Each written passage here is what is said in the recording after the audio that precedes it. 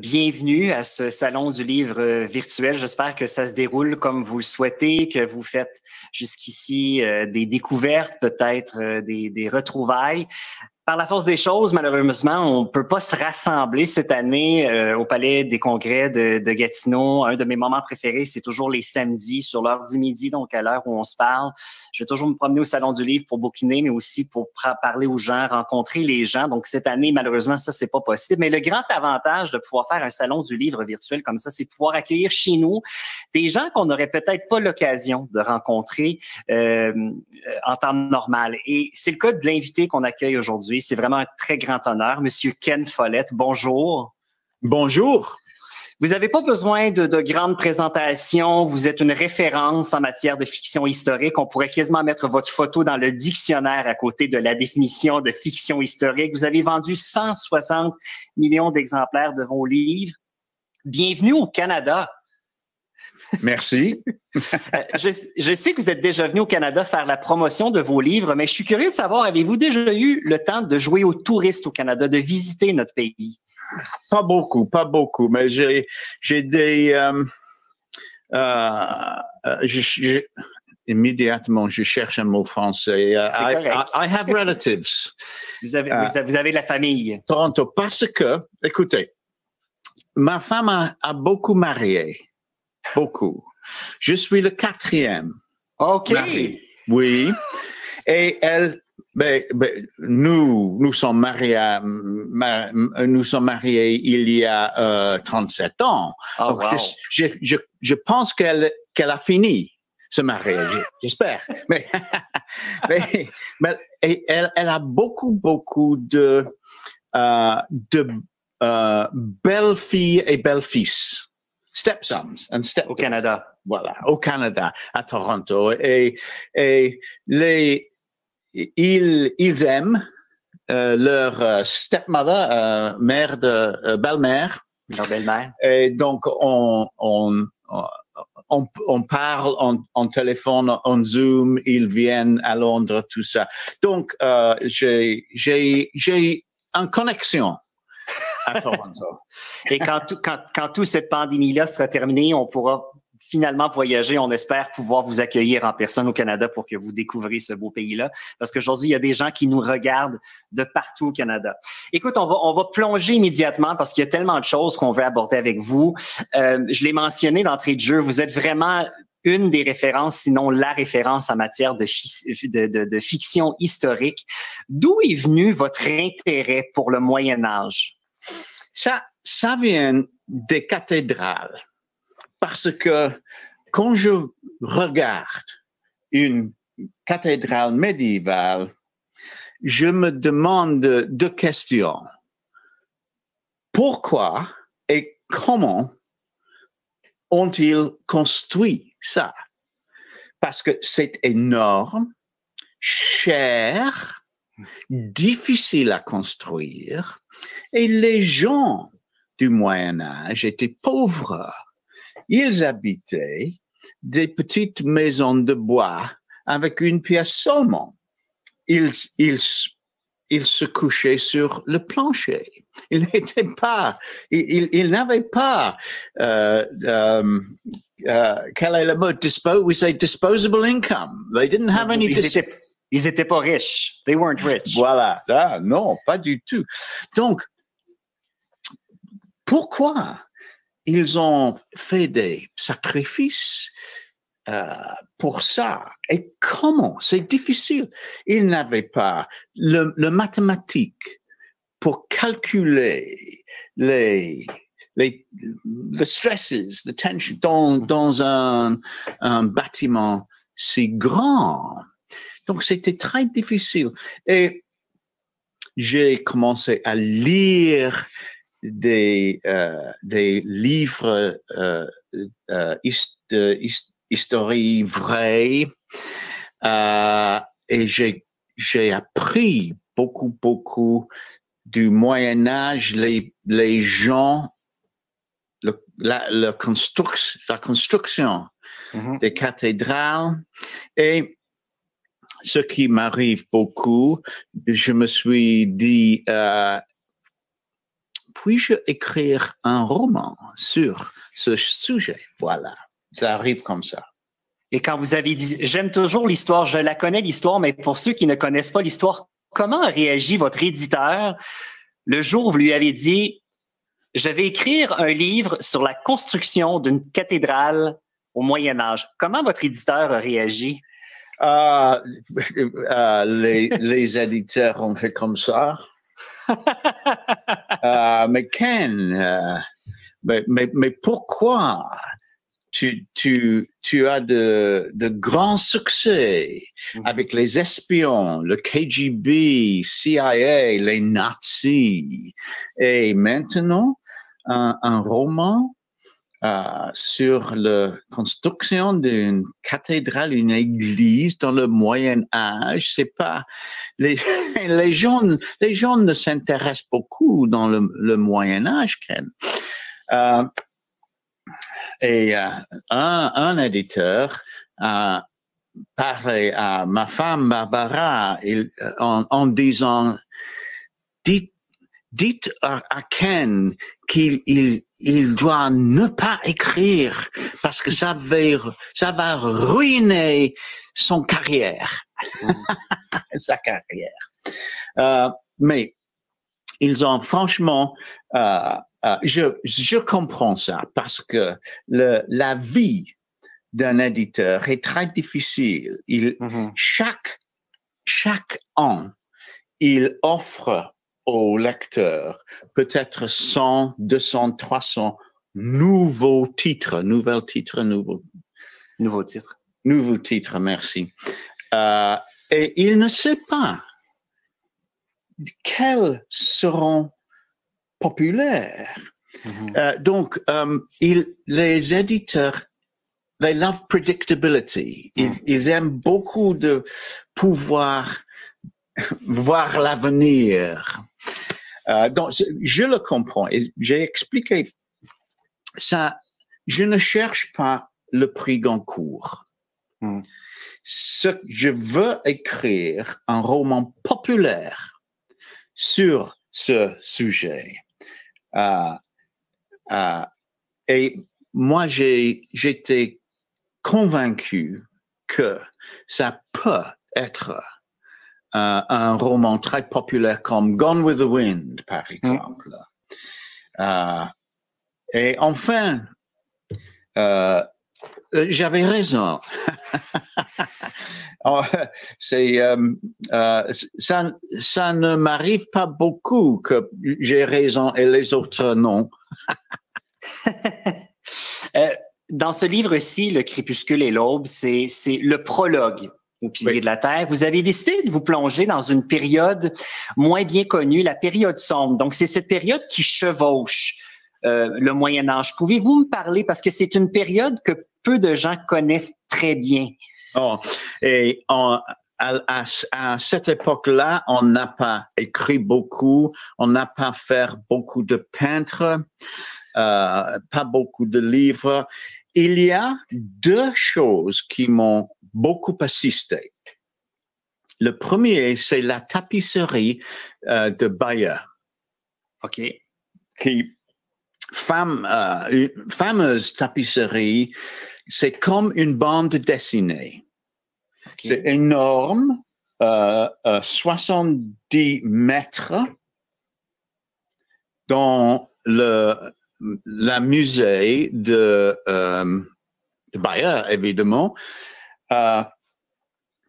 Et ça, il s'agit de la conquête d'Angleterre par les Normands, mais aussi, elle nous donne des petits tableaux de la vie quotidienne de l'époque.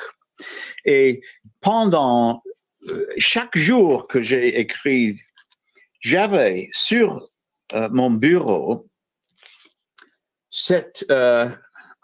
en petit, c'est le tapis de Bayeux en petit. Et peut-être vous pouvez voir que nous voyons les gens qui déjeunent avec leurs chiens, il construit des bateaux, etc., etc. Et bien, les batailles, beaucoup de batailles. Mais ça m'a donné beaucoup. Par exemple, dans la tapisserie, on peut distinguer les Anglais et les Normands. Parce que les Normands avaient une coiffure incroyablement stupide. On a rasé la tête jusque là. Donc, rien ici et beaucoup là. Et les Anglais ne font pas ça, mais ils ont des moustaches. Ah. Donc, c'est comme ça. C'est comme ça. C'est comme ça qu'on les distingue. Beaucoup de petits détails comme ça que un romancier a grand besoin de ces petits détails pour convaincre que l'histoire peut être vraie. Et la deuxième chose, c'était un musée à Oslo, en Norvège, qui s'appelle The Viking Ship Museum, le musée des navires des Vikings. C'est formidable parce que vous entrez dans ce musée et de suite, vous voyez un navire viking, mais c'est sur le plancher, donc c'est énorme comme ça. Et c'est formidable et beau aussi. Les deux choses, belles, very graceful, très vite, très rapide. Et on peut imaginer le peur que vous avez si vous êtes en Angleterre sur la plage et vous voyez 20, 30, 40 navires comme ça avec ces Vikings qui arrivent pour vous meurtrier, voler, brûler votre village. Et aussi, c'est une chose très importante à l'époque, les nouveaux navires des Vikings, très, très bien construits, très vite. Et évidemment, on connaît que les Vikings ont allé en Canada. Incroyable, hein? Incroyable. Dans un bateau de bois. Quel est le mot? One sail. Un voilier. Un voilier, là. Un voilier. Pas de no maps, pas de et évidemment, ils ne connaissaient pas qu'il y a un pays dans l'Ouest. Incroyable. Donc, ces deux choses m'ont donné beaucoup de détails que j'ai employés dans le roman. Et justement, ce livre-là, Le Crépuscule et l'Aube, commence avec une attaque de Vikings. Voilà. Donc, quand vous avez vu le bateau, lorsque vous êtes rentré dans le musée, c'est là où vous commencez à écrire le livre. Vous avez vu le bateau, puis vous vous êtes dit, I'm going to start with this. Yeah. Est-ce que vous voyez déjà à ce moment-là comment vous allez commencer le roman? Oui, ça m'a donné l'idée. Voir cet navire et imaginer ça, et vous avez tout à fait raison. Je me suis dit, ça c'est la première scène du roman. Et à partir de là, comment vous créez vos personnages? Je commence avec l'histoire, parce que dans la littérature populaire, il faut que l'histoire change toujours. Chaque chaque chapitre, chaque scène, peut-être chaque 5 ou 6 pages, c'est essentiel, quelque chose de nouveau, de nouvel. Donc, il faut un milieu où vous avez le conflit, le danger et l'amour. C'est ça que... Et puis, j'ai noté que environ l'an 1000, il y avait trois three powerful groups qui ont se battent pour contrôler l'Angleterre, les Anglo-Saxons, les Vikings et les Normands. Et ça, j'ai aimé ça beaucoup parce que vous avez les trois. C'est pas deux. Trois, c'est plus compliqué. Ça m'a donné une histoire plus compliquée. En plus, c'est un tournant entre l'âge ténébreux et le Moyen Âge. L'âge ténébreux était un long époque, 500 ans, dans lequel il n'y avait pas beaucoup de changements. Pendant 500 ans, un peu de changement, mais pas de grands changements. Et puis après, le Moyen Âge, c'était, pour l'Europe, c'était une renaissance. On a construit les cathédrales, les châteaux forts. On a commencé de fabriquer beaucoup de livres par manuscripts. À la main. Donc, le Moyen Âge, c'était une renaissance. Donc, ce moment de tournant m'intéresse beaucoup. Et puis, après ça, je pense des personnages. Et à l'époque, il y avait un vrai personnage, une jeune femme qui s'appelle Emma de Normandie. Okay. Elle était une princesse. Elle est venue en Angleterre pour se marier avec le roi. Elle n'a pas connu le roi. She had never met him. Elle n'a jamais croisé cet homme. Il est vieux. Et ce qui peut-être a choqué Emma, c'était que il est déjà marié. Il a déjà une femme. En Angleterre, c'était pas un habitude. Quel est le mot? Un habitude.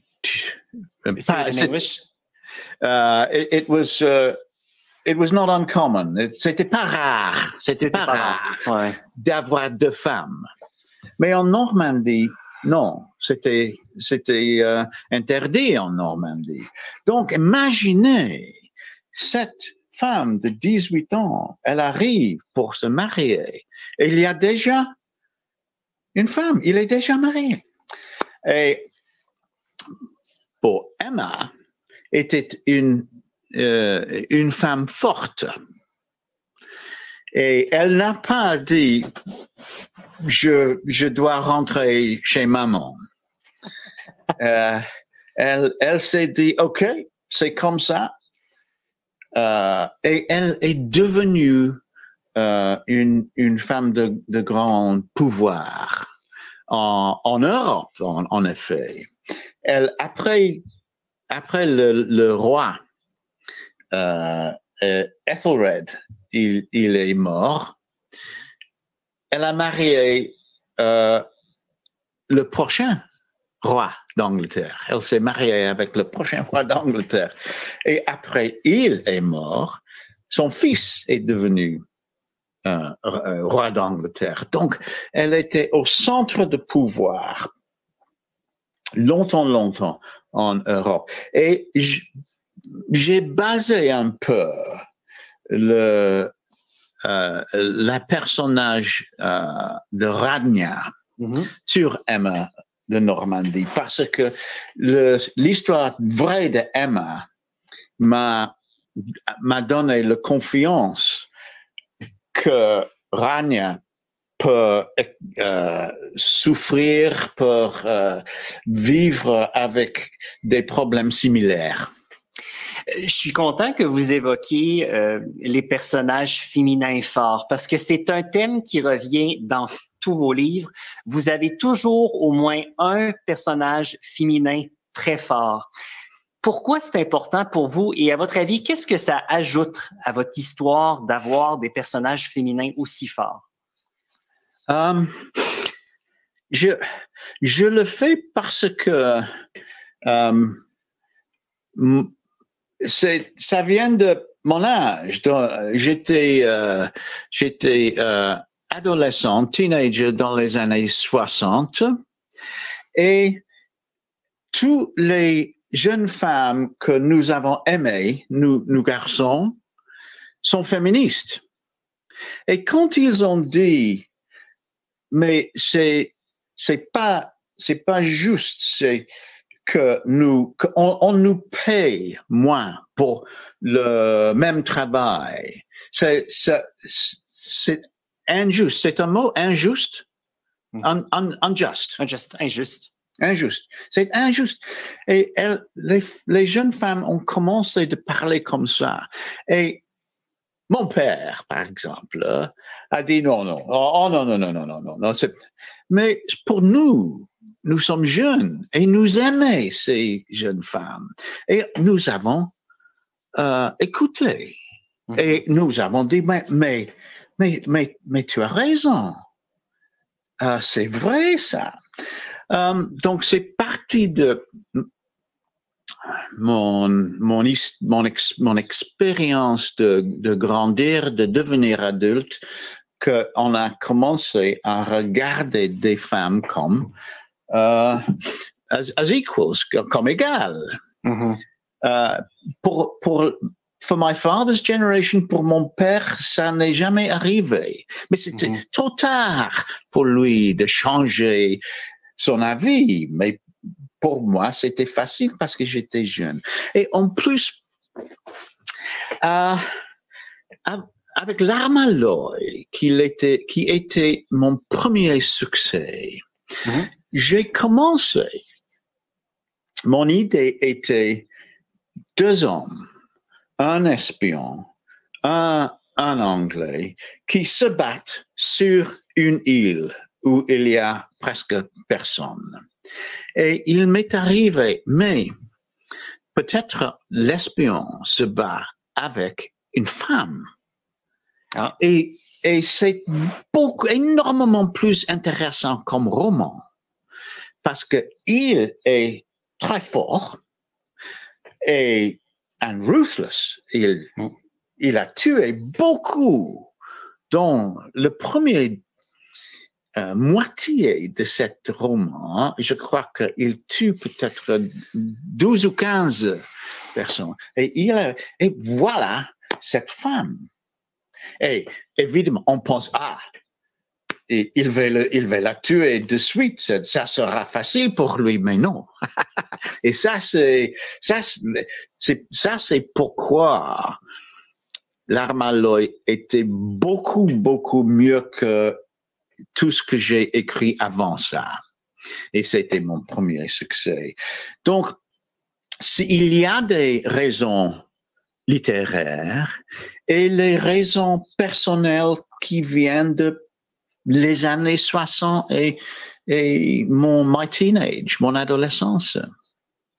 On commence à recevoir des questions. We're getting questions from people that are watching. Une question qui revient de Marie Lanouette. Elle a lu tous vos livres, mais souligne qu'il y a beaucoup de violence, de viol. Et elle se demande, est-ce que c'était aussi violent cette époque-là ou avez-vous pris des libertés pour exagérer et ajouter un peu d'action? Ou est-ce que c'était aussi violent que ça? Dans le Moyen Âge et l'âge ténébreux, il y avait beaucoup plus de violence et de crimes qu'aujourd'hui. Énormément plus. Vous n'avez pas de la police, pas de gendarmes. Vous avez ces forêts où des hommes vilains. Outlaws, des bandits.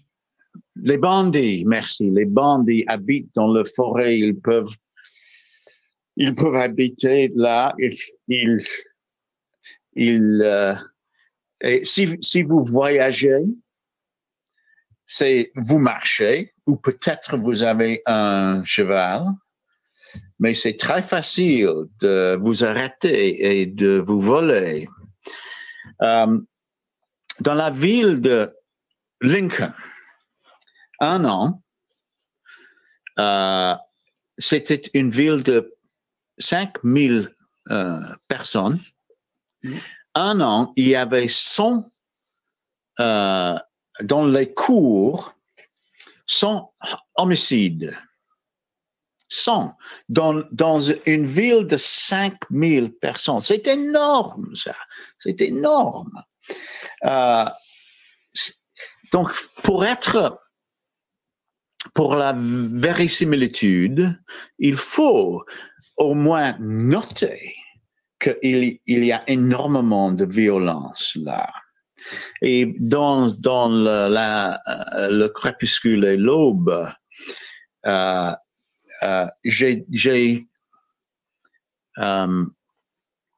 j'ai compris pendant que j'ai fait les recherches pour ce roman qu'il y a d'esclavage en Angleterre à l'époque.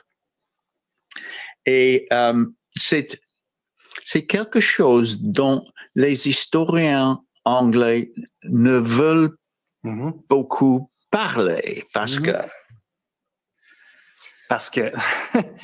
c'est shameful, c'est honte. Mais quand même, c'est arrivé et j'ai trouvé que 10% de la peuple en Angleterre étaient des esclaves. C'est énorme, ça. 1 in 10, 10%. Donc, évidemment, il fallait qu'il y a des esclaves dans le roman. Et nous savons comment on est cruel aux esclaves. Ça arrive toujours. It's very bad for people. It brings out the worst in people. Quand un être humain devient votre propriété, oui. Vous changez. Vous changez, à mon avis. Donc, il fallait qu'il y avait des scènes cruelles avec les esclaves. C'était inevitable, c'était normal. Mais à mon avis, probablement en général, vous avez les gens cruels et vous avez les gens gentils qui disent mais elle est esclave, mais elle est un être humain. Et voilà un conflit, a tension qui me donne l'histoire. Il y a Léon Mainville qui veut en savoir un peu plus sur votre quotidien comme écrivain. What does a day in Ken Follett's life look like? Donc, vous faites la recherche, mais donnez-nous une idée d'une journée dans votre vie d'écrivain. À quoi ça ressemble? C'est pas compliqué. je travaille le matin et puis je travaille l'après-midi.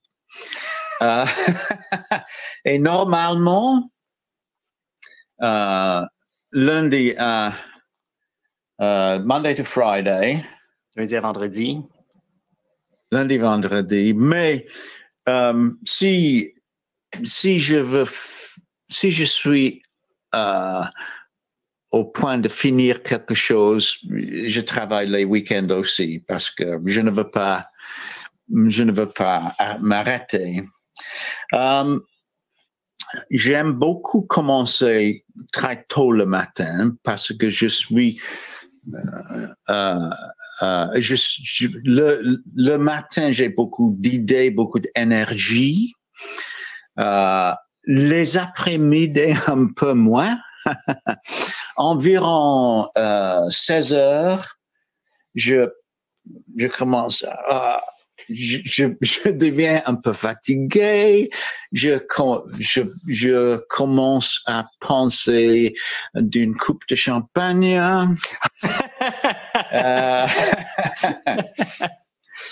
Et avec ma femme, nous partageons la cuisine et je fais le dîner. Ma femme fait le déjeuner. Je fais le dîner. Donc, environ 6 heures, je commence dans la cuisine de préparer un dîner. Le soir, normalement, je lis. J'aime ça beaucoup. Je lis des romans. Je viens de finir un policier. Ah oui? À lire. OK. Je pensais que vous étiez en train de dire que vous avez écrit un roman policier. Non. OK, vous venez de terminer la lecture d'un roman policier. Terminé de lire de Louise Penny qui prend place en Canada. Elle est canadienne, Louise Penny is Canadian. Elle est canadienne. Elle est canadienne. Je ne savais pas, mais j'ai soupçonné. Oui. Et que j'ai aimé beaucoup. Still Life, je ne sais pas le mot français. Oui, c'est son premier roman, je pense, avec Armand Gamache. Très bon, j'aime beaucoup. Mais je lis aussi des livres d'histoire les soirs en cherchant quelques idées pour mon prochain roman. Je voulais pas trop parler de la pandémie, mais je pouvais pas m'empêcher de réfléchir à, selon toute la recherche que vous avez fait au fil du temps, qu'est-ce que vos découvertes pourraient nous apprendre sur ce qu'on vit en ce moment? Vous avez écrit, il y a eu un virus, une pandémie dans un de vos romans d'ailleurs, dans cette série Kingsbridge. Oui. Je pense que c'était le 2e ou 3e livre où il y a eu une espèce de pandémie. Qu'est-ce que vos recherches peuvent nous dire ou nous expliquer sur ce que nous vivons aujourd'hui en 2021, à votre avis? J'ai écrit Un monde sans fin. C'est ça. Qu'il s'agit de la peste noire. La peste noire, voilà. Dans les années 14 000, 13 000, 1348 en Angleterre. C'était beaucoup pire que le COVID-19. Au moins une personne en 3 est morte à cause de la peste noire. C'était terrible. En France, on a dit la peste, c'est les Anglais. It was a saying of the time. Et ce qui est très intéressant, on a inventé quelque chose que nous employons aujourd'hui pour nous protéger. Les masques, les sœurs religieuses qui ont géré les invalides, ils ont fabriqué des masques de lin comme nous, comme ça. laver les mains. Les gens du Moyen Âge n'ont pas aimé beaucoup se laver, mais on a commencé de laver les mains pendant la peste noire. Le distancing, social distancing. La distanciation, oui. On a dit aux prêtres, quand quelqu'un qui va mourir, il vous fait son confession finale. Vous dites à sa femme, ses enfants, de quitter la pièce, afin que vous ne devez pas vous pencher très proche pour entendre, parce que comme ça, vous prenez la peste. Mais si vous n'avez pas besoin si il peut parler normalement, parce que tout le monde a quitté la pièce, comme ça, vous ne prenez pas le virus. Et enfin, quarantine, c'est un mot, le quarantine, c'est un mot qui vient de l'époque. Et on a fait ça, on a fermé les portes de quelques villes pour ne pas admettre personne avec le virus, avec la peste. Et nous employons. C'est comme ça que nous nous protégeons aujourd'hui. Ce qui est très difficile pour nous aujourd'hui, c'est de ne pas rencontrer la famille, les amis, les gens. Moi, j'aime beaucoup les restaurants. Parce que ce que j'aime, vous asseyez avec vos amis, vos enfants, votre famille, et vous bavardez, et les gens vous apportent des bouteilles de vin et de la nourriture. C'est parfait. J'aime énormément. Mais à ce moment-là, c'est trop dangereux chez nous. Je n'ai pas visité un restaurant pour plus d'un an. Et oui, c'est difficile parce que les êtres humains ont un peu besoin de société. Mais maintenant, nous avons le vaccin et j'espère que peut-être en 3 mois, je peux voir ma famille, mes amis, j'espère. Et boire un verre de vin dans un restaurant. Ah oui. Il y a quelqu'un qui pose la question suivante. Bon, on sait que vous faites beaucoup de recherches pour vos livres, mais la personne veut savoir, est-ce que vous collectionnez des artefacts? Est-ce que ça vous arrive de collectionner des objets historiques? Pas beaucoup. Pas beaucoup. Je ne suis pas grand collecteur. J'ai quelques sous du Moyen Âge.